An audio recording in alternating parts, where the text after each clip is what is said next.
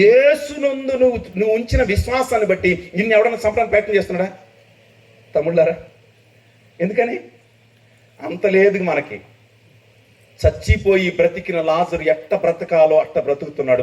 అందుకే నేను మూలవాక్యం ఏంటంటే, పాపముల చేత అపరాధముల చేత మీరు చచ్చిన వాడు క్రీస్తుతో కూడా మిమ్మల్ని బ్రతికించిన ప్రాచీన స్వభావాన్ని విడిచిపెట్టాడు. ఇప్పుడు పరిమళ వాసన ఎదజల్లుతా ఉంది. ఎవరిలో నుంచి? లాజరులో నుంచి. ఏ వాసన చెప్పండి? ఏ వాసన? దుర్వాసన. అందరు ఇప్పుడు దగ్గరికి వెళ్తున్నారు, యేసు దగ్గరికి. యేసునందు విశ్వాసం ఉంచుతున్నారు, యేసుతో కూడా నడుస్తా ఉన్నారు. ఎందుకంటే ఇప్పుడు పరిమళ వాసన వస్తుంది లాజరు దగ్గర. అంతకు ముందేమో యేసు ప్రభా అసలు అక్కడ బాగుతాయా, ఇప్పటికే 4 రోజులైంది, కప్పు కొడుతున్నా అక్క చెప్పింది. కానీ ఇప్పుడు అన్నది అందరూ యేసుని బట్టి, లాజరుని బట్టి యేసు దగ్గరకు. హల్లెలూయా. మూడవ వ్యక్తి ఎవరు? మరియా. చెప్పుకుందామా? ఇంకేం చెబుతలే. పై నుంచి సల్లంగా మంచు పడతా ఉంది, లోపలేమో ఆకలి అయ్యేటప్పుడు ఏం పని చేయవంట? చెవులు పని చేయవంట. ఏం పని చేయవు? ఆకలి అయ్యేటప్పుడు దేవునికి స్తోత్రం. కొంచెం గట్టిగా చెప్పండి. ఏదో 2 మాటలు చెబుతారు అనుకుంటే అట్టపోయి చాలా దూరం పోయేవయ్యా. హల్లెలూయా. సో మూడవ వ్యక్తి మరియా. మరియా ఏం చేసిందంట? తన అత్తరు బుడ్డిని పగలగొట్టి ఆయన పాదముల మీద, దీనినే ఆరాధన అన్నారు. ఇక్కడేమో పరిచర్య చేసే మార్త, ఇక్కడేమో నేను ఆయనకి ఏం పేరు పెట్టినంటే ఆత్మలను సంపాదించే లాజరు. చప్పట్లు కొట్టండి ఒకసారి. ఆ ఇంట్లో ఇప్పుడు ఎవరున్నారంటే పరిచర్య చేసే మార్త ఉంది, ఆత్మలను సంపాదించే లాజరు ఉన్నారు, ఆరాధించే. కొంచెం మీకు ఏమన్నా చేతులు గట్టిగా కొట్టండి. మీ ఇంట్లో నుంచి ఈ రాత్రి దేవుడు చివరిగా మిమ్మల్ని అడుగుతున్న మాట ఏంటంటే, సూటిగా ఆరాధన ఉందా? ఆత్మలను ఇన్ని సంవత్సరాలుగా మందిరానికి వెళుతున్న ఒక్క ఆత్మనన్నా నిన్ను బట్టి మందిరంలో తీసుకొచ్చే అనుభవం నీకుందా? పోనీ ఎంత ఉంది పరిచర్య? నాకు లోపల నుంచి బయటకు వస్తున్న వాటిని మింగి మాట్లాడుతున్నాను. దేవుని స్తోత్రం. హల్లెలూయా. ఎందుకంటే అక్కడికి వెళ్తే మళ్ళీ ఇక్కడికి రావేమో. చెప్పవలసిన విషయాలు చివరిగా 4 మాటలు వాక్యం మూసేద్దామా? అట్ట అనరు ఇట్ట అనరు. వెళ్ళిపోదాం అన్నవాళ్ళు స్తోత్రం చెప్పండి. ఉందామన్నవాళ్ళు ఓకే. ఈ సంఖ్య ఎక్కువ ఉంది కాబట్టి అట్టయితే నాకు సమయం ఉంది. దేవుని స్తోత్రం. మాది ఉలవపాడు అని మీకు తెలిసే ఉంటుంది. దానికి దగ్గరగా మన్నేటి కూడా చిన్న కుగ్రామం. అంటే కుగ్రామం అంటే కాదు, మాది పెద్ద గ్రామం, 500 కడపున్న గ్రామం మాది. అయ్యా good, thank you brother, thank you. So చాలా చరిత్ర కలిగిన ఊరు, చక్కగా చదువుకున్న, మంచి ఉద్యోగాలు చేస్తున్న, ఉన్నతమైనటువంటి స్థితి కలిగినటువంటి పిల్లలు ఉన్నటువంటి ఊరు. బ్రదరు ఎప్పుడో విన్నారు, చూశారో తెలియదు. కానీ అయితే నేను మా నాన్నకి మా అమ్మకి మేము 5 పిల్లలం. నేను అందరికంటే నేను 4వ వాడిని. నా తర్వాత ఓ చెల్లి ఉంది. నేను 12 అంటే నేను షార్ట్ కట్లో చెప్తున్నాను, కాస్త మీరు అర్థం చేసుకుంటాను. 14వ ఏట అంటే నా వయసు 14 సంవత్సరాల వయసు. అప్పుడు తెలిసి తెలియక, పాపం అంటే ఏంటో తెలియక, స్త్రీతోటి ఓ చెల్లెలు అనేటువంటి వరుస కలిగిన అమ్మాయితోటి నేను పాపం చేద్దామని ప్రయత్నం చేస్తూ ఉంటే, ఆ ప్రయత్నంలో నన్ను పట్టుకొని, అంటే మనకు తెలుసు కదా, జాతర చేసేటప్పుడు దున్నం తీసుకుని వెళ్తారు చూసారా, జాతర కాడికి తీసుకెళ్ళేటప్పుడు. అలాగా తెలిసింది, ఆ పిల్లలు నన్ను పట్టుకున్నారు. సో విపరీతంగా కొట్టారు. తీసుకుని వెళ్ళి, నేను చేసింది పెద్ద పాపం కాబట్టి, అది చెల్లెలి వరుస అవుతుంది కాబట్టి అలాగ నన్ను పట్టుకొని తీసుకుని వెళితే చాలామంది కేకరించి ముఖాన ఉమ్మి వేసిన వాళ్ళు ఉన్నారు, నన్ను ముఖాన చాలా గుద్దినటువంటి వాళ్ళు ఉన్నారు. అయితే తీసుకెళ్ళింది ఎక్కడికో తెలుసా, ఇంటి నుంచి మందిరం దగ్గర తెసి మందిరం దగ్గర వేప చెట్టు ఉంటే ఒక రాత్రల్లా నేను వేప చెట్టుకు కట్టవేయబడినటువంటి వ్యక్తిని. ఆ బ్రదర్ చెప్పారు, చరిత్ర కలిగిన ఊరంటే మా మా పెదనాయన ఉండేవాడు, ఆయన జార్జ్ అని, జిల్లాకే పేరు కరసాములో. నాకు చిన్నప్పటి నుంచి ఇలాగ సినిమాలో అంతర్లు కొట్టడం లేకపోతే కరసాం నా చేతులు కానీ కర్ర కానీ ఉంటే ఓ 10 మంది నాకంటే బలాడ్జిలో ఒక 10 మంది నన్ను ఏం చేయరు. అంతే చిన్నప్పటి నుంచి 7 సంవత్సరాల నుంచి నేను కరసాం బాగా నేర్చుకున్నాను. సో ఇలాంటి స్టేజ్లు అంటే చిన్నగా నేను అట్లా దిగచ్చు, కానీ అంతర్ కొట్టి అవతల దూకేవాడిని. ఏదైనా తడకే దూకాలంటే అంటే నా ప్రతాపాన్ని నేను చూపించుకునేవాడిని. అలాగా నేను ఓ రవిడీగా జీవిస్తున్న ఆ కారణాన నన్ను తీసుకొచ్చి ఓ రాత్రంతా చెట్టు కట్టేస్తే ఓ ఏకుంజామున, వాడు పసిపిల్లవాడు, ఒకవేళ జరిగితే జరగచ్చు, కావాలంటే ఏదో చేసుకోండి అని చెప్పి ఆయన నన్ను విప్పి ఒక 3 రోజులు బయట ఉంచగా, గ్రామం అంతా పెళ్లి చేయడానికి వాడే 14 ఏమో చిన్నది, చెల్లి వరుస అవుతుంది, కుదరదు కాబట్టి రండి అని చెప్పి ఏ మందిరం దగ్గర అయితే నన్ను కట్టివేశారో అదే మందిరం దగ్గర గ్రామం అంతా వచ్చి ఓ పెద్ద మనిషితో 3 దెబ్బలు చెప్పుతో కొట్టి నన్ను విడిచిపెట్టేశారు. అక్కడి నుంచి నేను కొంచెం నాకు అర్థమవుతుంది, 14 ఏట అంటే మనకు అర్థమవుతుంది కదా, పిల్ల వయసు అయినప్పటికీ. సో ఆ మాటలు రోజు బయటికి వస్తున్నప్పుడు ఆ తల్లిదండ్రులు వాళ్ళ బంధువులు నన్ను నోటికి వచ్చినట్టుగా మాట్లాడే తట్టుకోలేక నేను భద్రాచలం అనేటువంటి మణుగురు అనేటువంటి ప్రాంతంలో 2 సంవత్సరాలు ఇక జీవితంలో ఈ ఊరు చూడకూడదు, ఇంకెన్నడూ తల్లిదండ్రులు కనపడకూడదు, ఇంత పరువు పోయి చెప్పుతోటి కొట్టించుకున్న తర్వాత మనం బ్రతికేది ఎలాగా, ఎందుకు ఈ జీవితం, ఇంకెన్నడూ ఈ ఊరికే రాకూడదని 2 సంవత్సరాలు తల్లిదండ్రులకు నేను తెలియకుండా భద్రాచలంలో నాకు తెలిసినటువంటి ఒక ఫ్రెండ్ ఉంటే అక్కడేం చేయటానికి వెళ్ళింది ఉద్యోగం కాదు, బేల్దారి పనికి. ఇంకక్కడే జీవితాన్ని కొనసాగించాలనుకుంటే ఈలోపు ఎవరో అక్కడ పనిచేయడానికి వచ్చారు, ఎక్కడున్నావు, 2 ఏళ్ళు అయిపోయింది, మీ అమ్మ ముద్ద తినట్లేదు, మంచం పట్టుకుందరు, ఎప్పుడు చచ్చిపోయేటట్టుగా ఉంది, నిరంతరం ఏడవడం నిన్ను బట్టి, ఒక్కసారి వెళ్ళి కనబడరా అని ఆయనే ఏడుస్తూ మమ్మని గురించి చెప్పేసరికి నేనేమనుకున్నాను, ఒక రాత్రి కాల సమయంలో ఇంటికి వచ్చి మా అమ్మని చూసేసి నేను తిరిగి మరలా వెళ్ళిపోవచ్చు, కన్నా ప్రేమ కదా, ఆమెకి ఎంతో వేదన ఉంటుంది, ఒక్కసారి చూసేద్దామని వచ్చాను. ఆ రాత్రి మమ్మ మంచానికి అతుక్కొని ఉంది. ఆ రాత్రి నేను రోడ్లో, అంటే మాకు రావాలంటే ఆ రోజులు బస్సులు ఇవన్నీ ఉండేవి, ఆ రోడ్లో దిగి నడిచిపోవాలి, చీకటి, 2 గంటల సమయం. వెళ్ళాను, మమ్మ కాళ్ళ దగ్గర నేను చూశాను, చాలా చిక్కిపోయింది, ఆమె చాలా బలహీనరాలుగా ఉంది. చూశాను, కాళ్ళ దగ్గర కూర్చొని ఏడుస్తున్నాను. ఆమెకి మెలకు వచ్చింది, లేచి బుడ్డెలుతురు. నేను 30-27 ఏళ్ళ వెనక్కి చెప్తున్నాను మీకు, దేవుని స్తోత్రం. పట్టుకొని గొల్లున ఏడ్చింది, అయ్యా ఒకవేళ నువ్వు కానీ మరలా తిరిగి వెళ్ళాలనుకుంటే నేను చచ్చిపోయిన తర్వాత వెళ్ళిపోరా అని ఆమె చాలా భయంకరంగా ఏడ్చింది. అలాంటి సందర్భాల్లో వెళ్ళలేకపోయాను. అక్కడ 2 సంవత్సరాలు ఉన్నాను, సంవత్సరం మరలా ఇంటి దగ్గర ఉన్నాను. 18వ ఏట నాకు వివాహం చేశారు. నాకు 3 పిల్లలు. నాకు బాగా త్రాగుడు అలవాటు, రవిడీజం. ఎవడన్నా కానీ ముందుకు వచ్చి మాట్లాడడానికి వాడి వల్ల కాదు, ఎందుకంటే కరసా ఉంది కదా, తర్వాత కాస్త త్రాగడం బాగా అలవాటు కదా. ఇలాగ నాకు 3 పిల్లలు పుట్టేంత వరకు నేను వేరొక అక్రమ సంబంధంగా ఓ హెల్త్ ఇన్స్పెక్టర్ భార్యతో అక్రమంగా జీవిస్తున్న వ్యక్తిని. మా చిన్న పాప పుట్టేంతవరకు కూడా ఈ సంబంధాలతో నేను బ్రతుకుతా ఉన్నాను. అన్ఎక్స్పెక్టెడ్గా మా నాన్న, మాకు మంచి పొలం, మంచి 3 ఎకరాలు గట్టి పొలం ఉండేది. ఆ పొలం పనిచేస్తూ కాలువ చిక్కుతున్న సందర్భంలో నడువు పట్టుకునేది ఒక ట్యాబ్లెట్ తిన్నాడు ఆయన. ఆ ట్యాబ్లెట్ ఆయన ఎక్కువ నీళ్లు తీసుకునే కారణాన ఓ పేగు, ఈ పెద్ద పేగుకి వెళ్ళి ఒక ప్రక్కన ఆగిపోయి ఆ పేగు ట్యూబ్ లాగా బరస్ట్ అయిపోయింది. ఆ బరస్ట్ అయిపోయినటువంటి ఆ సందర్భంలో ఆయన తిన్నదంతా పేగుల నుంచి బయటకు వచ్చేస్తూ ఉంది. అప్పటికే పొట్ట ఇంతెత్తున వాసిపోయింది. డాక్టర్ దగ్గర తీసుకెళ్తే చూసి వెంటనే ఆపరేషన్ అన్నాడు. ఆపరేషన్ చేశాడు, సక్సెస్ అవ్వలేదు. ఏంటి సార్ అని అడిగాను.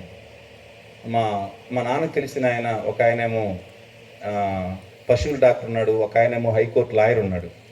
మా నాన్న చదువుకున్నాడు, ఉద్యోగం చేస్తా, పొలం ఉంది కదా మనకి, ఇది ఎందుకు ఉద్యోగం అని వచ్చేసినటువంటి వ్యక్తి. ఆయన వచ్చి, అయ్యా మీరు చేశారు కదా, రెండోసారి ప్రయత్నం చేయండి అంటే, లేకపోతే వాళ్ళు కొంత పొలం ఉంది అమ్ముకుని బయటకు తీసుకెళ్తారంటే ఆయన చెప్పినటువంటి మాట ఏంటంటే, ఎక్కడికి వెళ్ళి ఈయన బ్రతకడు, ఎందుకంటే చిన్న పేగులైతే జానం మూర ఏమైనా చేయొచ్చు, కానీ ఇది పెద్ద పేగు డైరెక్ట్ ఇక్కడ ఉన్నటువంటిది ఏం చేయలేం, ఇంకా ఈయన బ్రతకడానికి నేను అమెరికాలో చదువుకొని వచ్చాను, ఇది రెండో కేసు నా జీవితంలో, ఈయన బ్రతకడు చలాన గడితే బ్రతకతాను అన్నాడు. ఆ రాత్రి ఇంకా మా అక్క, మా అమ్మ, మా అన్న అందరం కూర్చొని మేము ఏడుస్తూ ఉన్నాం. అప్పుడు వచ్చిన వాళ్ళందరూ మా నాన్న చూసి, అయ్యగారు ఎగిరిన ఎగురులన్నీ, ఆయన గారు చేసిన పాపాలన్నీ ఆయన మీద మూట కట్టి ఉన్నాయి, ఇప్పుడు ఏం ఎగురుతుందో చూద్దాం, ఆయన కానీ లేకపోతే ఏం చేస్తున్నాం, ఎందుకంటే మేనత్త మనవరాలను చేసుకున్న కారణాన నా పిల్లలు ముగ్గురిని కూడా వాళ్ళే చూసేవాళ్ళు. తినటం, త్రాగడం, తిరగడం, రవిడీజంగా జీవించటం నా బ్రతుకు. ఈ రాత్రి ప్రియ దేవుని బిడ్డారా, ఈ మాటలు నేను మీకు ఎందుకు తెలియజేస్తానో తెలుసా? ఊరి నుంచే అసలు బ్రతకూడదు, వెళ్ళిపోవాలనుకున్న నన్ను పెళ్లి చేశారు, 3 పిల్లలు పుట్టారు, అయినా నా జీవితం మారలేదు.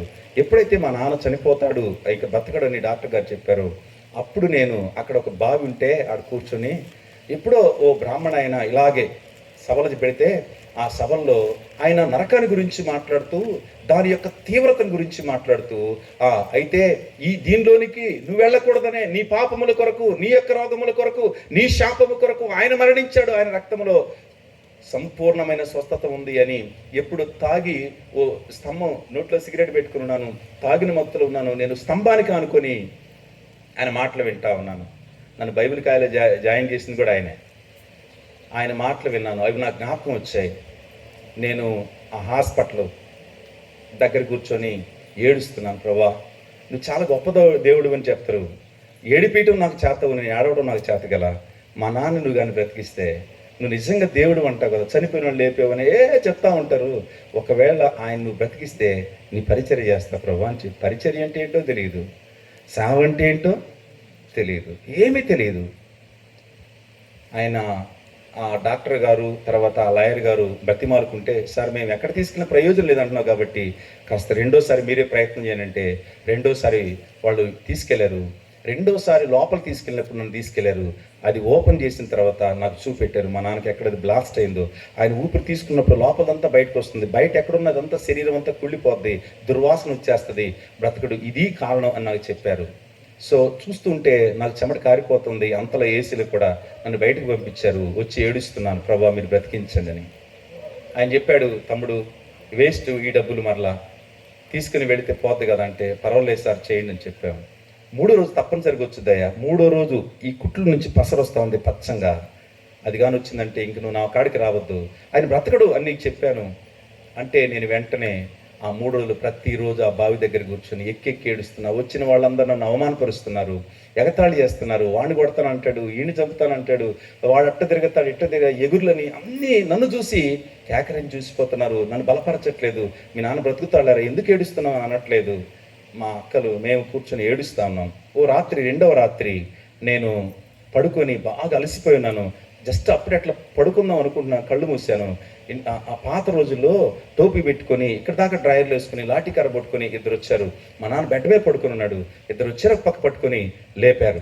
లేపి ఏయ్ రా అంటే, అయ్యా కుట్లు నొప్పిగా ఉన్నాయి, వదిలిపెట్టండి అయ్యా, కొంచెంసేపు పడుకుంటానంటే, ఎక్కడ నీ సమయం అయిపోయింది రా అని ఆయన లేపుతా ఉంటే, ఆయన బలవంతంగా అయ్యా అయ్యా అని అరుస్తూ ఉన్నాడు. వెంటనే నేను నిద్ర నుంచి పైకి లేసి పెద్దగా నేను ఏడుస్తూ ఉన్నాను. మా అమ్మకు పక్క, మా అక్కోళ్ళకి పక్క, ఇంద్ర అన్నాడు, నాన్న బతకడు, ఇంకా చచ్చిపోతాడు, ఎందుకంటే 2 వచ్చారు, నేను స్పష్టంగా చూశాను, నాన్న తీసుకుని వెళ్ళిపోతున్నాను అంటే. అప్పుడు బాగా సినిమాలను వారంలో 4-5 సినిమాలు చూసాం కాబట్టి యమలోళ్ళు వచ్చారు, ఈయన తీసుకుపోతున్నారు, అది నా ఉద్దేశం. అర్థమైపోయింది నాకు, బ్రతకడు అనుకున్నాను. దేవుడు తన మహాకృప, మొదటి రోజు అయిపోయింది, 2వ రోజు అయిపోయింది, 3వ రోజు కళ్ళు నిక్క పెట్టుకుని చూస్తా ఉన్నాను. కళ్ళు నిక్క పెట్టుకుని చూస్తాను, ఏ క్షణం పసరు వచ్చిందంటే ఇంకా చనిపోయినట్టే. 3వ రోజు అయిపోయింది, 4వ రోజు అయిపోయింది. డాక్టర్ గారు అప్పుడు వచ్చాడు, ఈ మెడిసిన్ వాడండి, ఈ మెడిసిన్ వాడి. తప్పక డాక్టర్ గారు చేయి వేసి 4వ రోజు వచ్చాడు, చూశాడు, మా నాన్నని తట్టి, గాలి పోతుందా నీ కిందకి అన్నాడు. పోతుంది సార్ అన్నాడు. మొట్టమొదటగా నేను ప్రభువులోనికి రావటానికి నన్ను బలపరిచింది ఎవరో తెలుసా? ఓ డాక్టర్ గారు. చప్పటి కొట్టి ఒకసారి దేవుని మనసు చూశాను. ఆయన తన రూమ్ పిలిచాడు. రబ్బాయి ఏం చేస్తావు అన్నాడు. ఏం లేదండి, మా నాన్నకి నేను కొంత సహకరించి పని చేస్తూ ఉంటాను. ఏ దేవుడు నమ్ముతారు అన్నాడు. దేవుడితో ఆయనకి ఏం పని? నన్ను బలపరచడానికి, ఈరోజు నన్ను మీ మధ్య నిలబెట్టి వాక్యం చెప్పించడానికి ఆయన ప్రణాళికలో ఎప్పుడూ ఉన్న నన్ను ఆయన జ్ఞాపకం చేసుకున్నాడు. ఆయన అన్నాడు, దేవుడిని అంటే మా నాన్నోళ్ళు మేము అందరూ ప్రార్థనకి వెళ్తామండి, నేనేమో పెద్ద ప్రార్థనకి వెళ్ళేవాళ్ళలాగా చెప్పాను. అంటే అవునా రే, మా గొప్పతనం కదరా, మీరు నమ్మిన దేవుడు గొప్పోడురా, ఆయన బ్రతికించాడు అన్నాడు. నాకు చాలా నమ్మిక పుట్టింది. అక్కడి నుంచి వచ్చాను. అప్పటి నుంచి కష్టం చేయడం మొదలుపెట్టాను. 6 నెలలు నాన్న లేచేంత వరకు. మా నాన్నకి ఇప్పుడు 86 సంవత్సరాలు. ఆయనకి ఆపరేషన్ అయ్యి ఇప్పటికి 27 సంవత్సరాలు. ఎప్పుడో చనిపోవలసినటువంటి వాడు, 27 సంవత్సరాల ముందు చనిపోవలసిన వాడు మా నాన్నకి ఇప్పటికీ నేను ఎక్కడన్నా బయటకు వస్తే కన్నీళ్లతో ప్రార్థన చేస్తూ ఉంటాడు. మేము లేకంగానే ఆయన 5 గంటలకు లేచి మంచం మీద కూర్చొని 2 చేతులు ఎత్తి ప్రభు ఆ బిడ్డలు దీవించయ్యా అని ప్రార్థన చేస్తాడు. దేవుడు బిడ్డలారా, ఇలా కొనసాగుతూ ఉంది. కొంతకాలం అయిపోయింది. దేవుడితో ప్రమాణం చేశాను. మరలా తిరిగి వచ్చి పొలం అమ్మేసాం, 1 ఎకరం, ఆయనకు అప్పు కట్టేసాం. మళ్ళా తోటలు కొన్నాను. చాలా విస్తారమైన డబ్బు వస్తూ ఉంది. యథాస్థితిగా లోకంలో పడిపోయాను. డబ్బు బాగా వస్తూ ఉంది. లోకంలో పడిపోయి తిరుగుతూ ఉన్నాను. నన్ను దేవుడు ఒకరోజు దర్శించాడు. నేను కొన్న తోటలన్నీ కొలాప్స్ అయిపోయినాయి. లక్షల అప్పుల్లోకి వచ్చేసాను. వెంటనే ఒకరోజు వెలుగు నాకు కనబడుతుంది. నేను దాని వెనకాల పరిగెత్తుతూ ఉంటే అది నాకు అందట్లేదు. ఎవరో పాస్టర్ గారు కనబడితే, ఏంటండి ఇలా కనబడతా ఉంది, నాకేం అర్థం కాదంటే, నువ్వు దేవునితో ఆయన స్పష్టంగా చెప్పాడు, దేవునితో నువ్వేమన్నా ఒక ప్రమాణం చేసావా? అవునండి, నేను దేవునితో మా నాన్న ప్రమాణం చేశాను, అయితే నేను ఆ ప్రమాణ ప్రకారం జీవించట్లేదు అని చెప్పాను. జాగ్రత్త, దేవుడు నీకు అవకాశం ఇస్తాడు. కొందరికి దర్శనాలు ఇస్తారు. దర్శన ప్రకారం నడు, ఇప్పుడన్నా లోకాన్ని విడిచిపెట్టి ప్రభు వెంబడించు అని చెప్పాడు. అప్పుడు నా భార్యతో చెప్పాను. అప్పటికే అప్పులున్నాయి నా ముందు. నేను చెప్పాను, అమ్మ 3 పిల్లలు ఉన్నారు, నేనేమో నీకేం చేయలేకపోయా, నేను ట్రైనింగ్కి వెళ్ళిపోతా, పిల్లలు చూస్తామంటే ఆమె నన్ను ఎంత వెన్నుదన్నుగా ప్రోత్సహించింది. ఎందుకంటే త్రాగి చాలాసార్లు చచ్చిపోయిందని విడిచిపెట్టిపోయిన దినాలు ఎన్నో ఉన్నాయి. ఆమెను అంత విపరీతంగా కొట్టేవాడిని. ఆమె చెప్పింది, అయ్యా ఈ మంచి పనికి నువ్వు వెళతానంటే నా చెంగు పట్టుకొని పిల్లల్ని పోషిస్తాను. దేవుని స్తోత్రం. చెప్పండి, కొద్ది గట్టిగా చెప్పండి. ఆమె ప్రోత్సాహం నన్ను ఎంతో బలపరిచింది. ట్రైనింగ్కి వెళ్ళాను. 2 సంవత్సరాలు ట్రైనింగ్. సులైమాన్ అన్నాడు, ముగించుకోవడానికి ప్రభు అవకాశం ఇచ్చాడు. ప్రార్థన చేస్తున్నాను, ప్రభా ఈ ఊర్లో త్రాగాను, కమ్మ సమాజం మీదకి కత్తి కొట్టుకుని ఒక ఆమెను తిప్పాక ఏ శాతం వెళ్ళిపోయాను. కొట్టడానికి భయపడేవాళ్ళు ఎదురొచ్చితే, అలాంటి వాళ్ళ మధ్యలో ఊర్లో నేను ఎక్కడ ఉన్నాయా, నువ్వు అడిగి పంపించు, సువార్త చేస్తా, ఉన్నాయా అని చెప్పి ఏడ్చాను. 6 నెలలు ఒంటరిగా కూర్చొని ఓ ఏట్లో కూర్చొని నక్కలు ఒక పక్క అరిసేది, నేను ఒక పక్క ప్రార్థన చేసుకునేవాడిని. ప్రభు తన కృప అన్నాడు, నోరు మూసుకొని ఏ ఊర్లో అయితే తల దించుకున్నావో, ఏ ఊర్లో అయితే ఉమ్మి వేయబడ్డావో, ఏ ఊర్లో అయితే చెప్పు తీసుకొని కొట్టబడ్డావో అక్కడే పరిచర్య చేయని ప్రభు చెప్పాడు నాతోటి. దేవుడు మహాకృప. నేను చేసేది పల్లెలో కాదు, కమ్మ సేదవాస్ మధ్యలో నేను పరిచర్య చేసేది. చప్పలు కొట్ట ఒకసారి దేవుని స్తుతించండి. వెళ్ళాను, అమ్మ ప్రభు నన్ను, నువ్వా ఊరు దాటుకుని పోవాలి మా పొలానికి వెళ్ళాలంటే, మన బతుకంతా వాళ్ళకి తెలుసు. నా మాటలు ఎవడంటాడు? చిన్న అవకాశం దొరికింది. కొన్ని నెలల తర్వాత ప్రార్థన చేశాను, ప్రభు నన్ను ఇక్కడ ఉండమన్నా నాకు ఎవరు చూపి చెప్పు. ఒక్క ఆమె కోసం 4 ఏళ్ళు కనిపెట్టుకుని కూర్చున్నాను. 2 కోసం 7 సంవత్సరాలు పరిచర్య చేశా. ఒక స్థలం లేదు, ఆ పంచ కింద ఈ పంచ కింద. దేవుడు మహాకృప. ఊరంతా కమ్మాసంతా ఇంకా వీడికి ఎక్కడ మందిరానికి స్థలమే వద్దన్నారు. అదే స్థలంలో 10 సెంట్ల స్థలం తీసుకున్నాం. లక్షలు, దాదాపు 25 లక్షల రూపాయలు పెట్టి ఈరోజు మందిరం కట్టడానికి ప్రభు అవకాశం ఇచ్చారు. దేవుని స్తోత్రం. ఎక్కడైతే తలదించుకున్నానో, ఎక్కడైతే ఉమ్మి వేయబడ్డానో, ఏ చేతులు ఆడవాళ్ళు మగవాళ్ళు నా పైన పడ్డాయో అదే చేతులు, అయ్యా ఒకసారి ప్రార్థన చేయవా చేతులు పెట్టి అన్న వ్యక్తులు నేను ఎరుగుతున్న దేవుని బిడ్డారా. నేను ఇప్పుడు ఏం చెబుతున్నానంటే, ఎందుకు నేను ఈ సాక్ష్యం చెప్పానంటే, ఒకరోజు దుర్వాసన కొడుతున్న ఈ జీవితం ఎప్పుడైతే యేసు చేతిలోనికి వెళ్ళిపోయిందో ఇప్పుడు పరిమళ వాసనగా మిగిలిపోయింది. దేవునికి స్తోత్రం చెప్పండి, కొంచెం గట్టిగా చెప్పండి. నాకు 3 పిల్లలు. ఇక్కడ కీబోర్డు వాయిస్తున్న ఆయన నా కొడుకు ఆయన.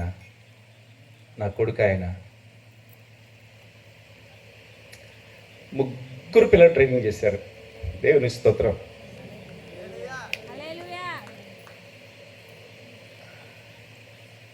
ముగ్గురు పిల్లలు దేవుడు తన కృపతోటి బైబిల్ ట్రైనింగ్ చేయడానికి అవకాశం ఇచ్చి ఆయన బెంగళూరులో MDV చేశారు. ఆయన చక్కగా ఇంగ్లీష్లో బోధించగలరు, అన్ని విధాలుగా వాక్యం చెప్పగలరు. ఆయన 2 పిల్లలు, ఒక ఆయన అల్లుడు సావుకుడే, ఇంకొక అమ్మాయి బైబిల్ ట్రైనింగ్ ముగించింది. ఇప్పుడు నా కోడలు, గర్వంతో చెప్పటానికి కాదు, మిమ్మల్ని కదిలించడానికి, నా కోడలు ఇప్పుడు ఓ కమ్మ కుటుంబంలో నుంచి ఓ తక్కువ కులవాడికి వచ్చి దేవుడు వివాహాన్ని జరిగించాడు. 3 రాష్ట్రాలు తిరిగి 20 లక్షలు ఖర్చు పెట్టుకుని శాతబడితో చచ్చిపోద్దని విడిచిపెట్టారు. ప్రభు మహాకృప. నా దగ్గరికి తీసుకొస్తే కన్నీళ్లతో ప్రార్థన చేశాం, దేవుడు విడిపించాడు. ఇంత గొప్ప దేవుడని మాకు తెలియదయ్యా, ఈ బిడ్డని మీరే చేసుకోండి అన్నారు. ఈరోజు నా కోడలామె. దేవుని స్తోత్రం. 4 స్థలాల్లో 5 స్థలాల్లో ఈరోజు పరిచరించాడు. చిన్నయే, పెద్ద గొప్ప నేను చెప్పను, కానీ 5 స్థలాల్లో ఈ మూర్ఖుణ్ణి, చదువుకుందేమో 7వ తరగతి, అన్నీ ఫెయిల్, పేదరికంతో వచ్చాను. ఎందుకు చెప్పాను తెలిసి ఇవన్నీ మీకు సాక్ష్యం ఎందుకు చెప్పాను తెలుసా?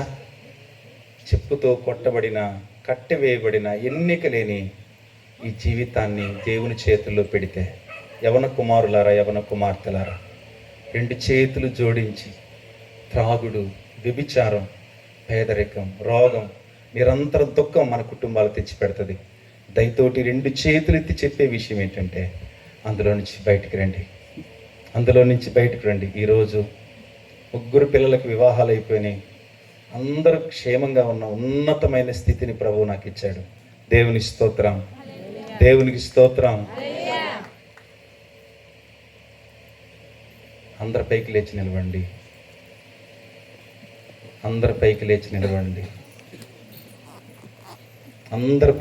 నిలబడి కళ్ళు మూసుకోండి.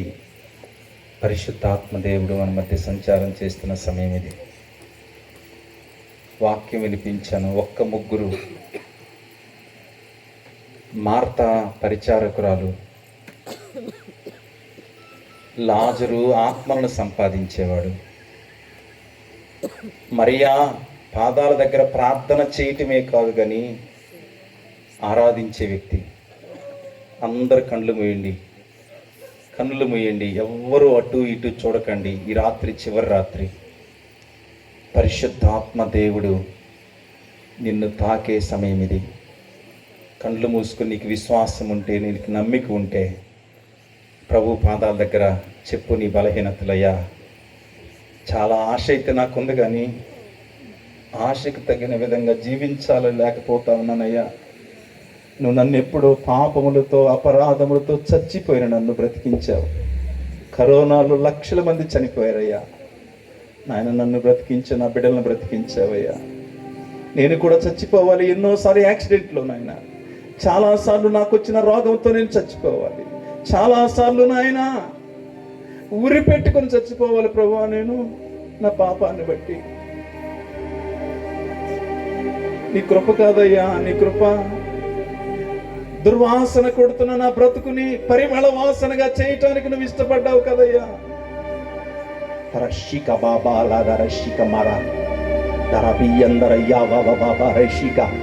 ఈ రాత్రి పరిశుద్ధాత్మ దేవుడు నేను కూడా పరిమళ వాసనగా ఉండాలయ్యా. నా సంఘము పరిమళ వాసనగా ఉండాలయ్యా. నా పిల్లలు పరిమళ వాసనగా ఉండాలయ్యా. నా భర్త పరిమళ వాసనగా ఉండాలయ్యా. నా సాక్ష్య జీవితం ఎక్కడికి వెళితే అక్కడ. ఈరోజు కొన్ని స్థలాలకు నాయన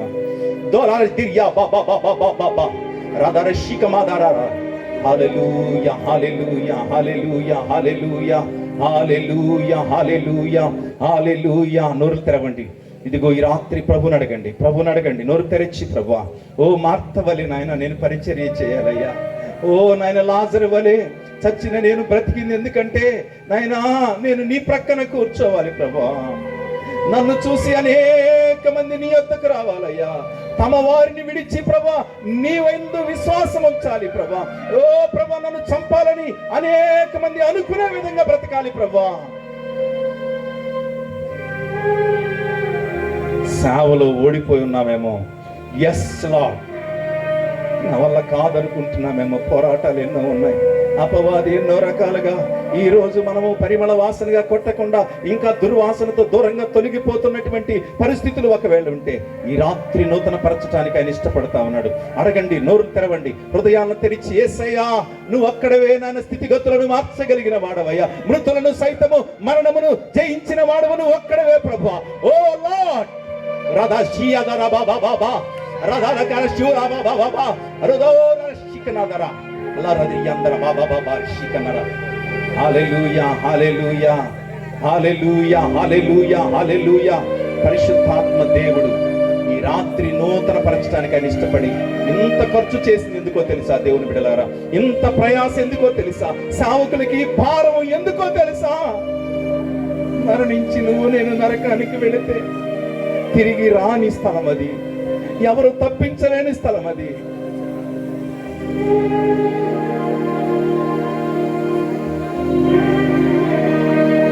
హల్లెలూయా, హల్లెలూయా. నాలో ఏముందని కోరుకుంటివి,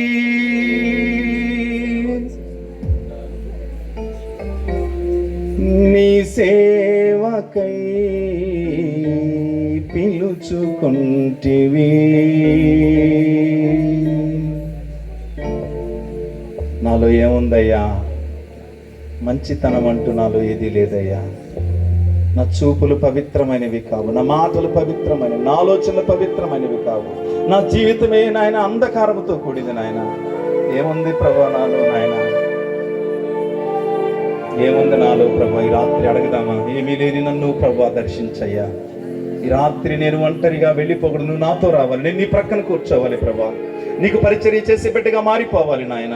నీ కొరకు ఆత్మలను సంపాదించే వ్యక్తిగా నేను మారిపోవాలి ప్రభా. నన్ను వాడుకోండి ప్రభా, నన్ను వాడుకోండి. నాలో ఏముందని కోరుకుంటివి, నీ సేవకై పిలుచుకుంటివి. నాలో ఏముందని కోరుకుంటివి, నీ సేవకై పిలుచుకుంటివి. ఘన ఘనతలు లేవే, బంధు బలము లేవే, ఘన ఘనతలు లేవే, బంధు బలము లేవే, నీ దయచేతనే ఎన్నుకుంటివి, నీ దయచేతనే ఎన్నుకుంటివి. నాలో ఏముందని కోరుకుంటివి, నీ సేవకై పిలుచుకుంటివి. నాలో ఏముందని. అయ్యా, ఏ మంచినైనా నా జీవితంలో నాయన, నా బ్రతుకులో ప్రభా, ఈ రోజు వరకు చెప్పుకోవడానికి, నా గురించి వినడానికి అయ్యా నాలో ఏమీ లేదు కానీ ప్రభా నీ కృప నాయనా. అందరూ చూద్దాం, నోరు తెరిచి ప్రార్థన చేయండి. దయతో ఎవరు అటు ఇటు చూడండి, కళ్ళు మూసి హృదయపూర్వకంగా దేవుని సన్నిధిలో ప్రార్థన చేసుకో.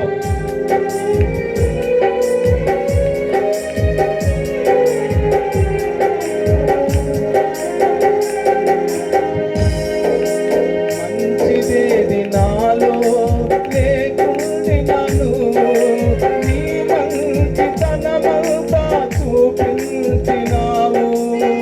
అయ్యా, ఏ మంచి లేని నన్ను ఎన్నుకున్నావయ్యా. దేవానికి వందనాలు చెప్తాం.